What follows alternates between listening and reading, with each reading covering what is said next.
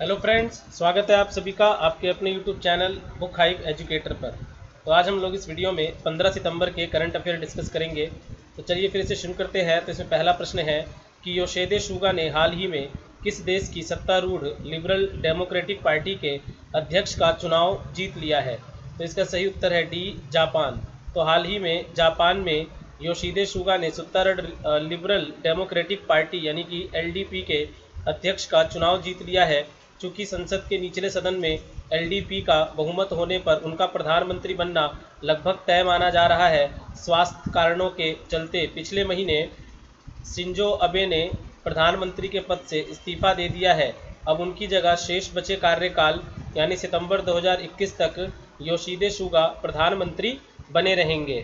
तो अब आते हैं अगले प्रश्न पर। अगला प्रश्न है कि हाल ही में कौन सा देश विश्व का पहला देश बन गया है जिसने दूसरी बार देशव्यापी लॉकडाउन लगाया है। तो इसका सही उत्तर है सी, इजराइल।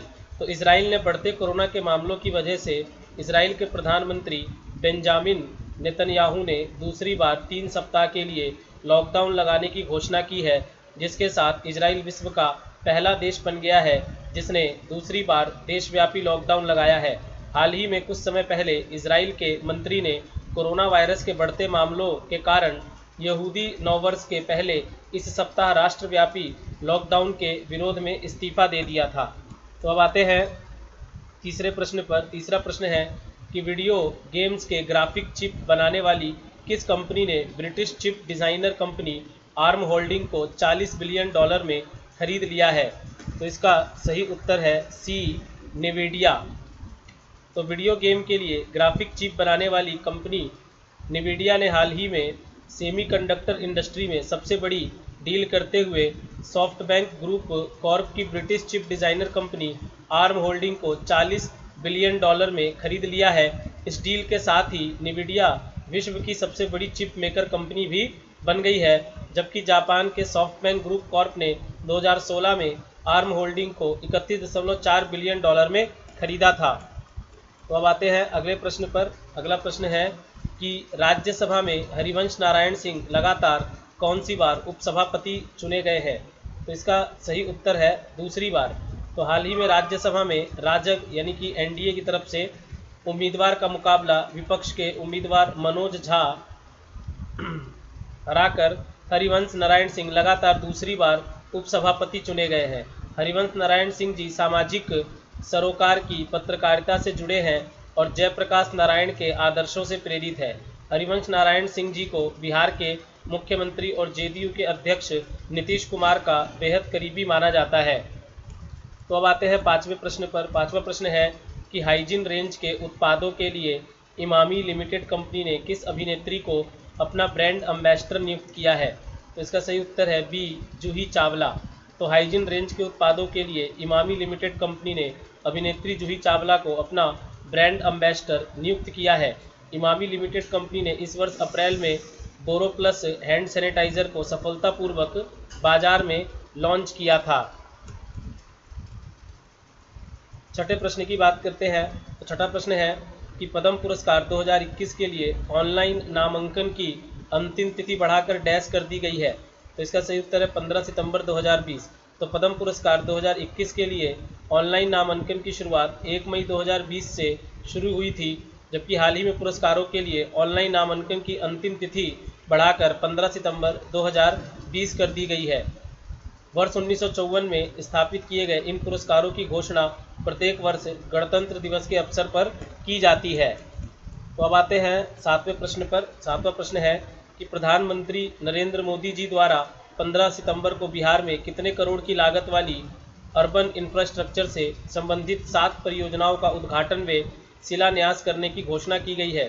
तो इसका सही उत्तर है डी, 541 करोड़। तो प्रधानमंत्री नरेंद्र मोदी जी द्वारा 15 सितंबर को बिहार में 541 करोड़ रुपए की लागत वाली अर्बन इंफ्रास्ट्रक्चर से संबंधित 7 परियोजनाओं का उद्घाटन व शिलान्यास करने की घोषणा की गई है। इन परियोजनाओं में 2 परियोजनाओं सीवरेज ट्रीटमेंट के लिए और एक परियोजना रिवर फ्रंट डेवलपमेंट से संबंधित है, जबकि पटना शहर में नमामि गंगे योजना अंतर्गत बनाए गए सीवरेज ट्रीटमेंट प्लांट का उद्घाटन भी किया जाएगा। तो अब आते हैं आठवें प्रश्न पर। आठवां प्रश्न है निम्न में से किसे दिल्ली एवं जिला क्रिकेट संघ ने अपना नया लोकपाल नियुक्त किया है? तो इसका सही उत्तर है डी, बदर दुर्रेज अहमद। तो सेवानिवृत्त न्यायमूर्ति दीपक वर्मा को लोकपाल पद से हटाकर सेवानिवृत्त न्यायमूर्ति बदर दुर्रेज अहमद को दिल्ली एवं जिला क्रिकेट संघ ने अपना नया लोकपाल नियुक्त किया है, जबकि दीपक वर्मा हैदराबाद क्रिकेट संघ के भी लोकपाल हैं। हाल ही में शीर्ष परिषद ने कहा है कि एक व्यक्ति दो अलग अलग राज्य इकाइयों में एक ही पद नहीं संभाल सकता। तो अब आते हैं 9वें प्रश्न पर। तो 9वां प्रश्न है कि 15 सितंबर को विश्व भर में इनमें से कौन सा दिवस मनाया जाता है?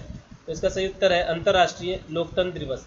वही हमारे देश में आज के दिन इंजीनियर दिवस के रूप में मनाया जाता है, जो कि विश्वेश्वरैया का जन्म दिवस होता है। तो 15 सितंबर को विश्व भर में इनमें से अंतर्राष्ट्रीय लोक दिवस इंटरनेशनल डे ऑफ डेमोक्रेसी मनाया जाता है। यह दिवस पहली बार 2008 में मनाया गया था। यह विश्व के लोकतंत्र की स्थिति की समीक्षा करने का अवसर प्रदान करता है। साथ ही आज ही के दिन विश्व लिम्फोमा जागरूकता दिवस यानी कि वर्ल्ड लिम्फोमा अवेयरनेस डे भी मनाया जाता है। यह लिम्फोमा प्रदूषण, अनुचित खान पान के अलावा खेतों में पेस्टिसाइड का अधिक प्रयोग से भी होता है। तो अब आते हैं 10वें प्रश्न पर। 10वां प्रश्न है कि यूएस ओपन 2020 के मेंस सिंगल का खिताब किस खिलाड़ी ने जीत लिया है? तो इसका सही उत्तर है डोमिनिक थीम।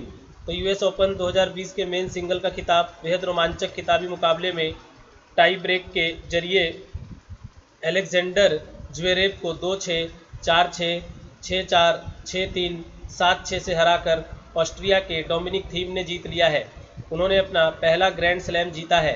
साथ ही यूएस ओपन एरा के इतिहास में पहली बार ऐसा हुआ है जब कोई खिलाड़ी फाइनल में पहले 2 सेट हारने के बाद खिताब जीता हो।